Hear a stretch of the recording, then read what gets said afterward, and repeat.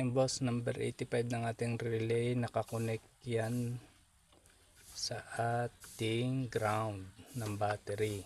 Yan, dito sa ground ng ating battery.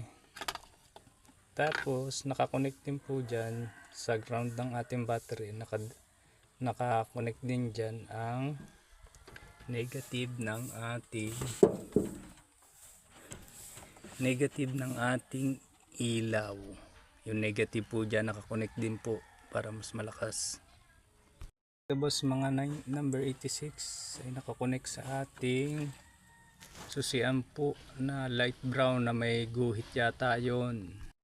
Naka-direkta po yan sa ating susian light brown. Yung number 87 ay nakakonect naman po sa ating 3-way switch.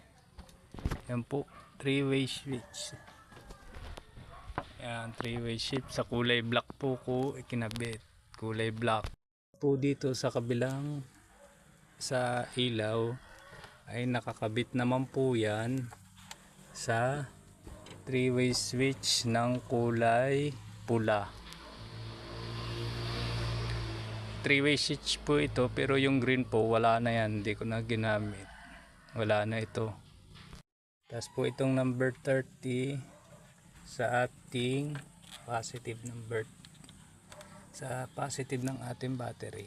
Ganun lang po. Salamat po sa kahit sa nakaintindi. Try po natin. Ang ating susi. Tapos aring on. Nailaw po yan. Okay.